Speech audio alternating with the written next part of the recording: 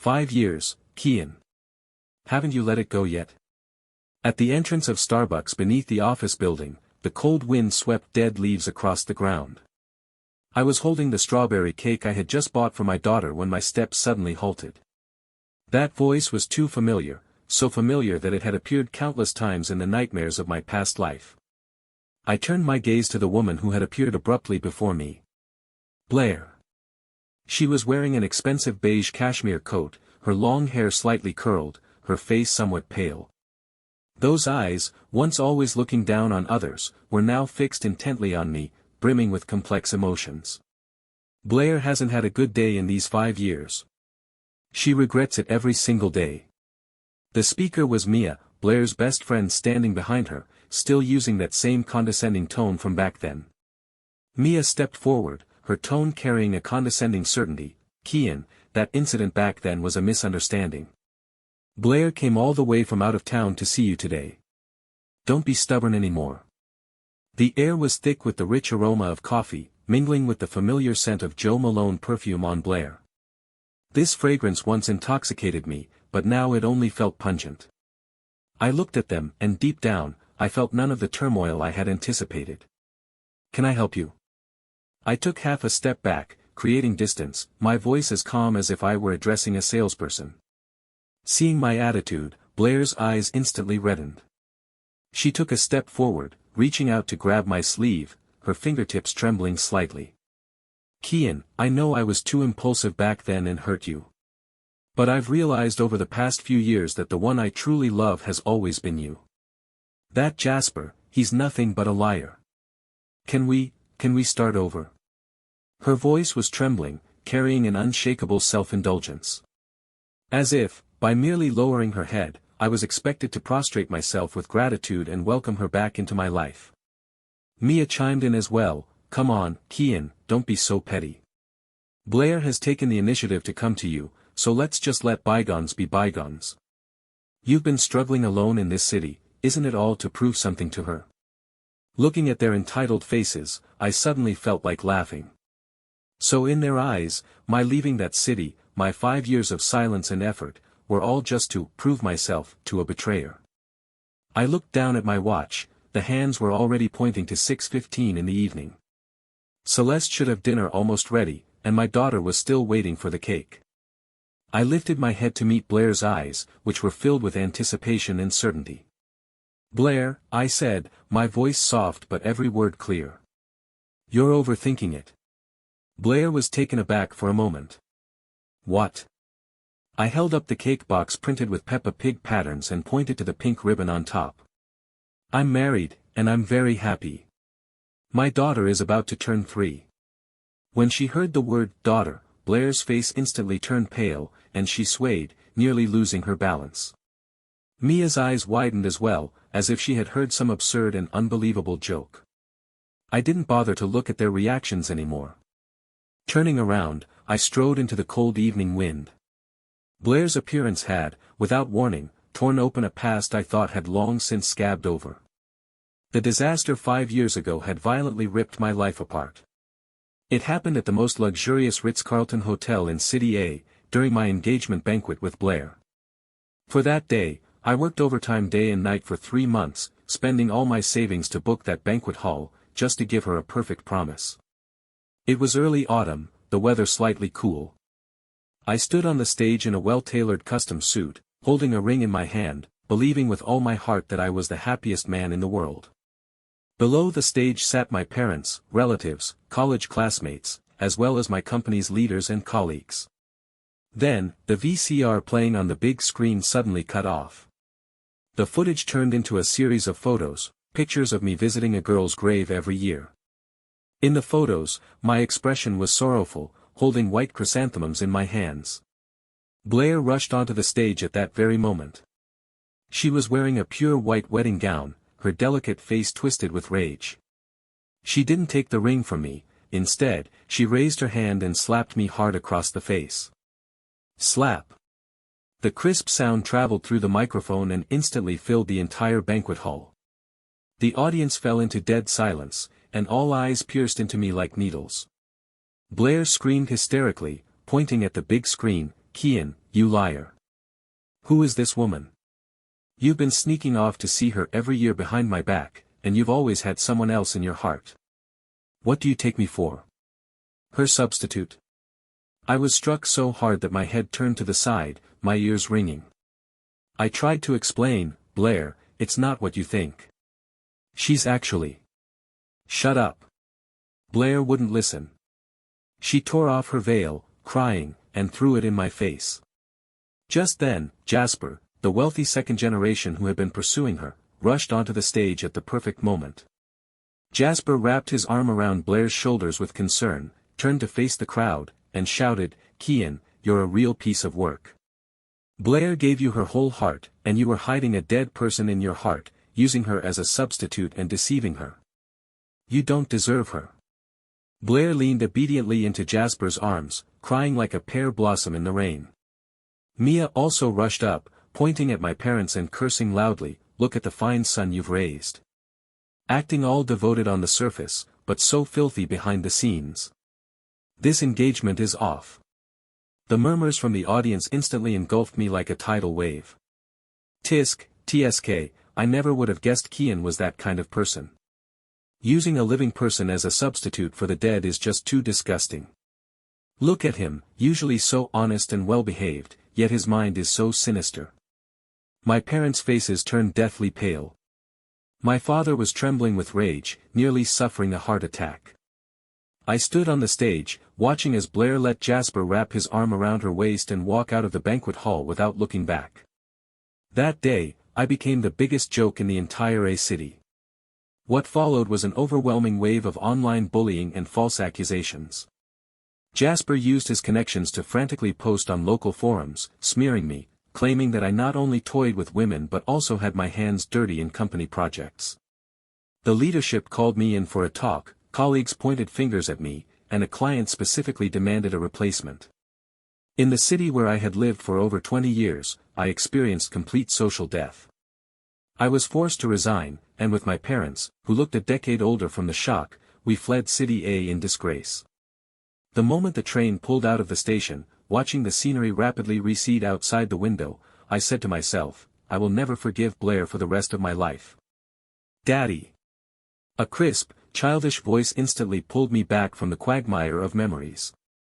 As soon as I opened the front door, a soft, chubby little girl rushed over and hugged my pant leg.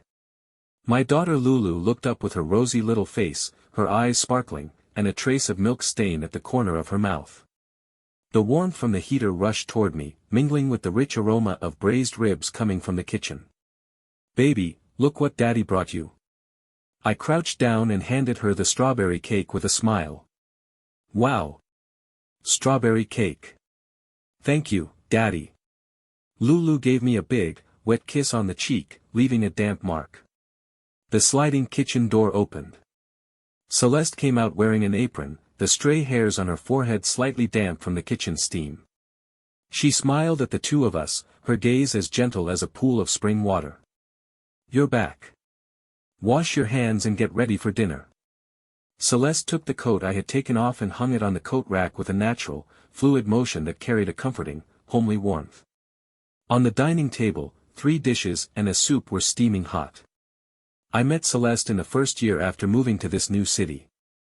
Back then, I was sensitive, insecure, like a wounded beast living in isolation, highly guarded against everyone. It was Celeste, my new colleague, who, with immense patience and gentleness, gradually smoothed over my wounds. She never asked about my past, and even when she occasionally caught wind of gossip from others, she would only firmly hold my hand and say, Kian, I believe in the person I see. Let the past be the past. There were no grand vows of eternal love, only a warm glass of milk on countless late nights of overtime and the umbrella she held over me on rainy days. 3 years into our marriage, she gave me a true haven to take shelter from the storms. Tough day at work? You don't look too well. Celeste carefully asked as she placed a spare rib in my bowl. I looked into her clear eyes, shook my head, and held her hand on the table. Her palm was warm, carrying a reassuring strength. It's nothing. I just ran into someone I hadn't seen in a long time on my way home from work, I said lightly. Celeste keenly sensed something, but she didn't press further.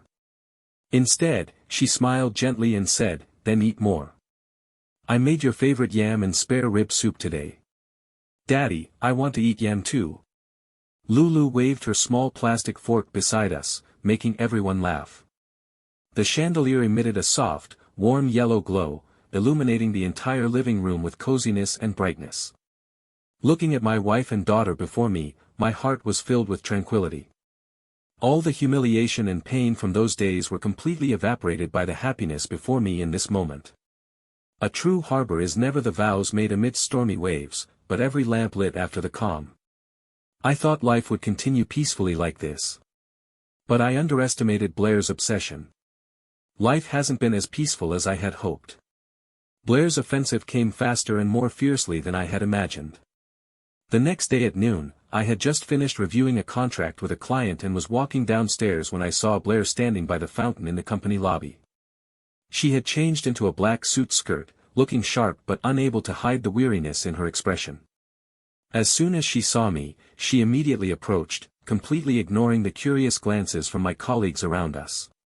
"Kian, let's talk. Just 10 minutes." Her eyes flickered with pleading, but her tone carried a stubborn determination that wouldn't stop until she got what she wanted. "I have nothing to talk about with you," I said coldly, trying to walk past her. Blair suddenly raised her voice, her tone choked with tears. "Kian. I was wrong back then, but it was only because I loved you too much, cared about you too much that I became jealous.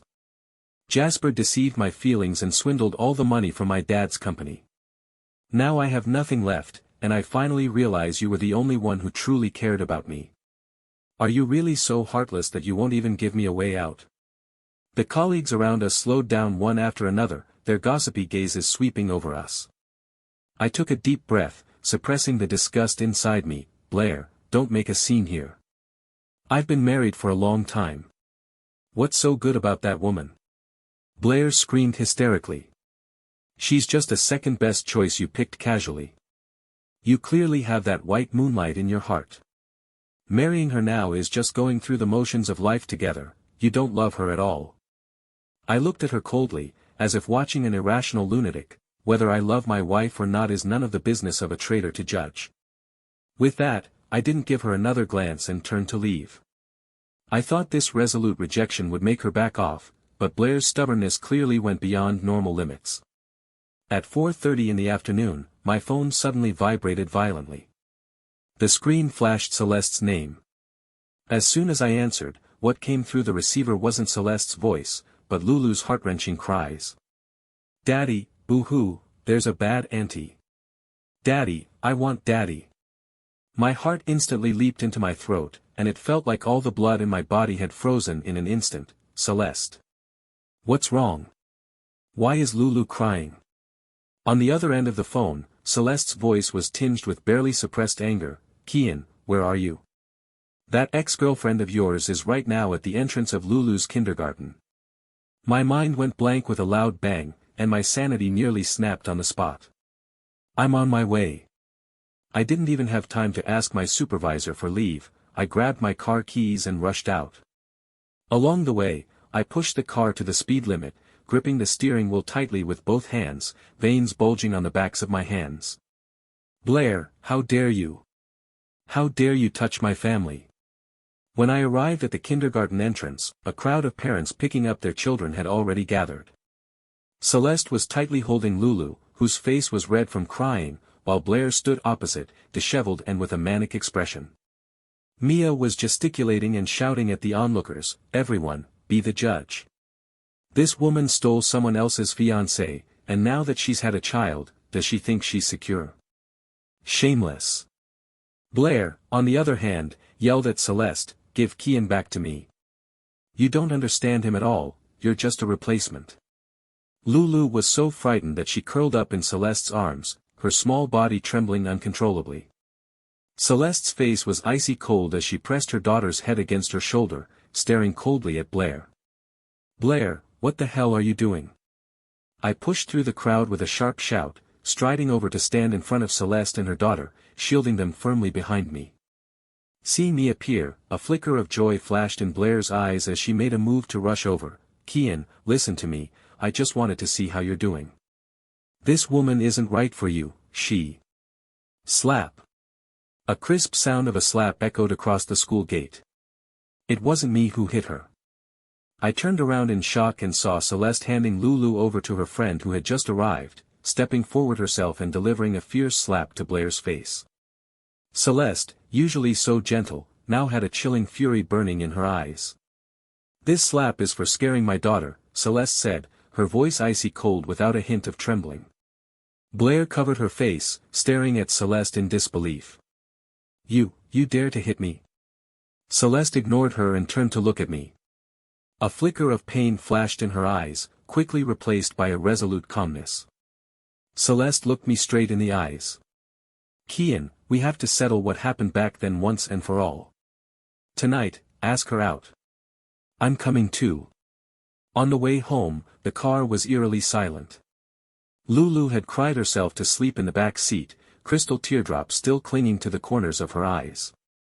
Celeste gazed out the window, without uttering a single word. Once home, after settling Lulu down to sleep, Celeste sat on the sofa in the living room.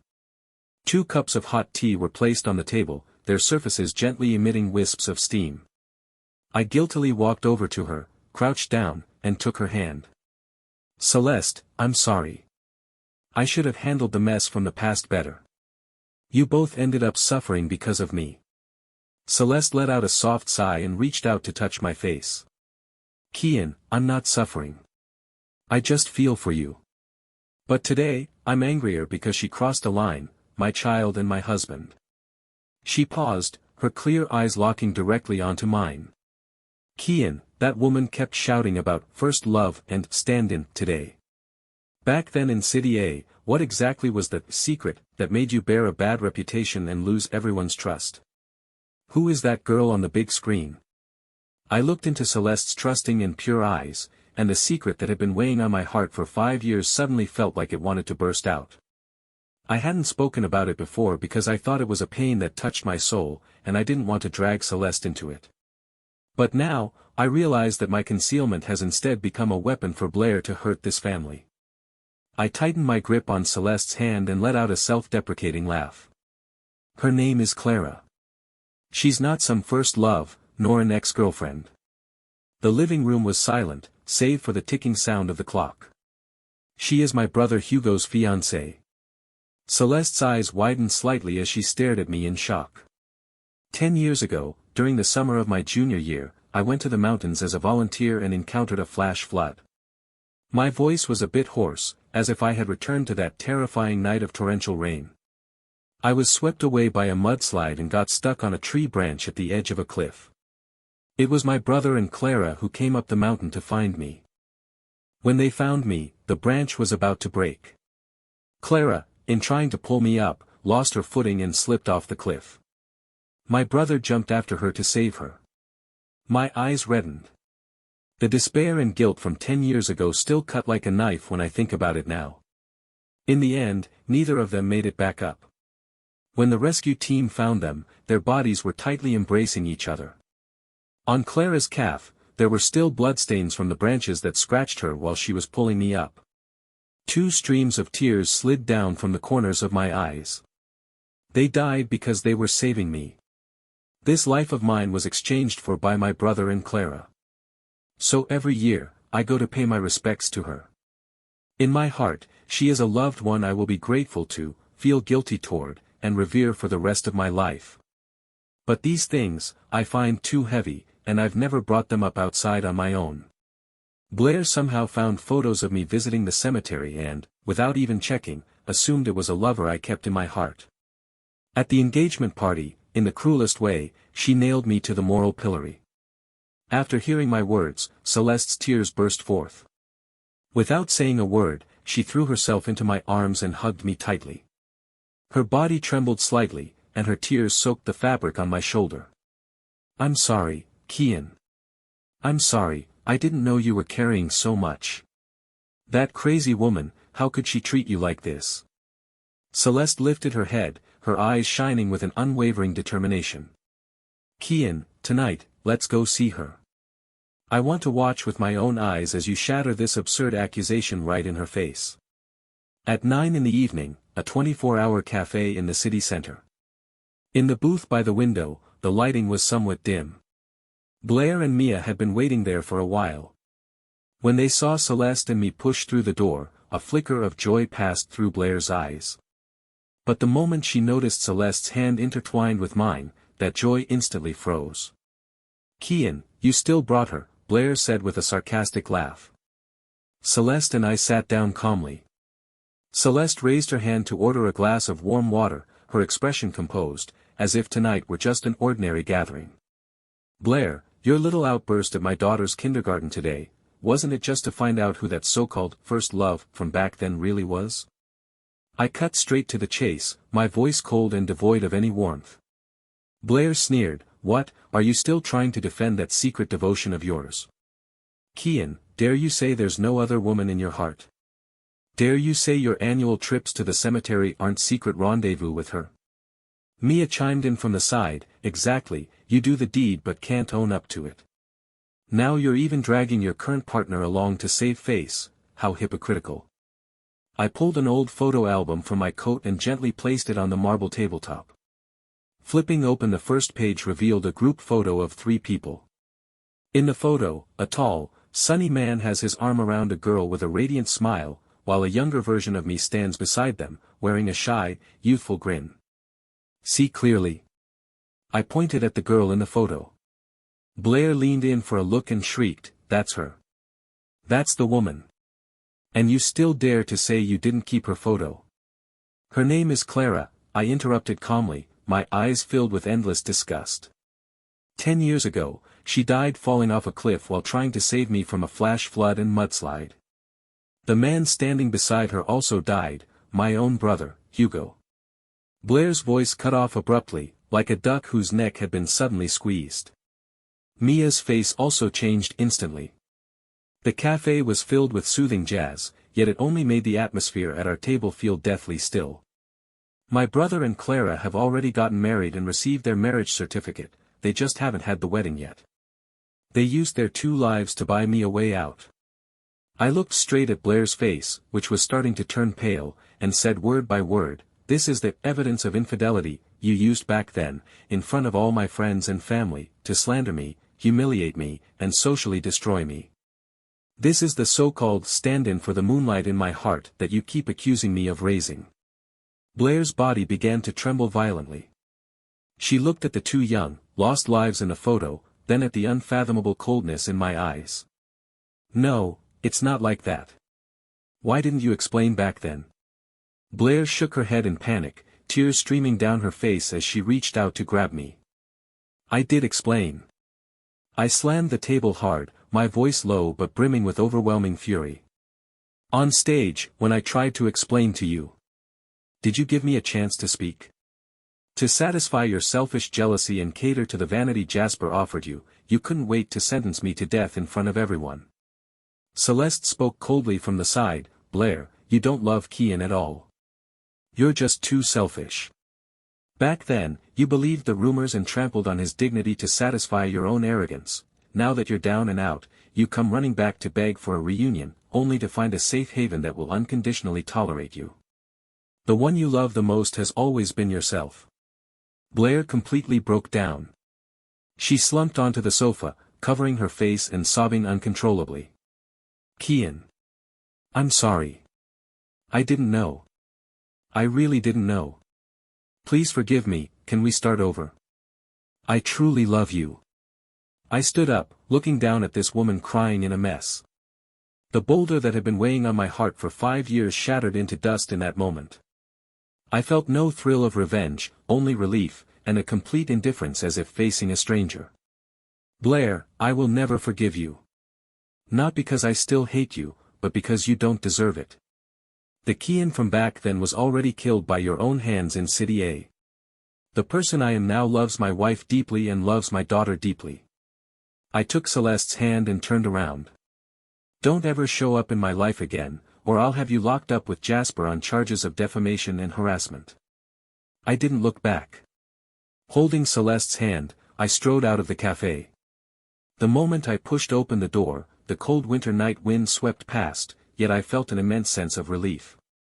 Behind me, faintly, came Blair's desperate and piercing cries.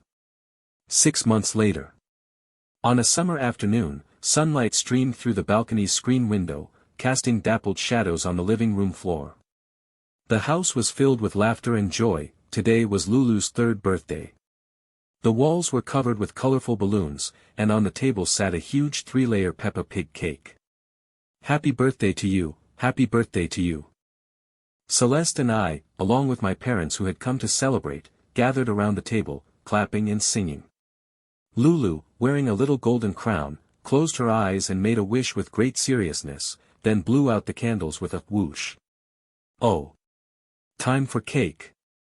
Watching our daughter's happy smile, Celeste leaned on my shoulder, her eyes full of tender warmth. The shadows of the past seemed to have completely faded from our lives. Blair never showed up again. According to old classmates from City A, she later moved away from her original residence and cut off all contact with everyone. I thought that chapter of the past had truly come to an end. It wasn't until after the gathering, as dusk approached, that I sat in my study organizing documents. The phone on the desk suddenly vibrated violently with a high frequency. It was a long text message from an unfamiliar number. I casually opened it.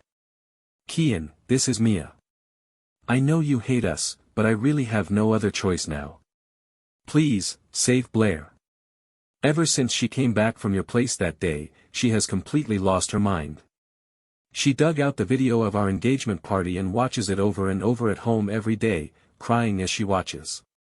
She has severe depression and has self-harmed several times. Just now, she locked herself in the bathroom and slit her wrists. The doctor is trying to save her, but even in her delirium, she kept calling your name. The doctor says her will to live is extremely low, and she might not make it at any moment. Kian, I'm begging you, can you send a text or make a call, even if it's just to lie to her and give her a little hope to hold on? Or, send something harsher to completely crush her illusions. If this goes on, she really will die." The pale glow of the phone screen reflected on my face. Mia had also attached a photo with the message. In the photo, there was the stark white hospital corridor and the alarming dark red bloodstains on the floor. I gripped the phone, frozen in my study chair. The shackles of morality descended without warning from the sky, heavy and suffocating. If I don't respond, and she really dies, would that life be on my conscience? But if I do respond, even with harsh words, would it give her obsession a new excuse to cling to? Would this already peaceful family be dragged back into hell? "Honey, how about cold noodles for dinner tonight?" From outside the study came Celeste's light and gentle voice, accompanied by Lulu's silvery laughter. The warm, homely atmosphere, separated by a single door, formed the cruelest contrast with the bloody plea for help on the phone screen. The phone grew slightly warm in my palm, the light on the screen flickering unsteadily. How could I explain to my wife, who trusts me unconditionally just outside the door, this sudden request from the depths of hell? Faced with the moral dilemma left at the end of the story, what would you choose? Should one choose complete indifference, offering no response at all, and resolutely guard the peaceful life before them, even if the other person might be driven to ruin? Or should one choose to reply with a harsh, decisive message, utterly shattering her last illusions, and fulfill the final shred of humanitarian duty? Feel free to share your thoughts in the comments and write the ending you most desire.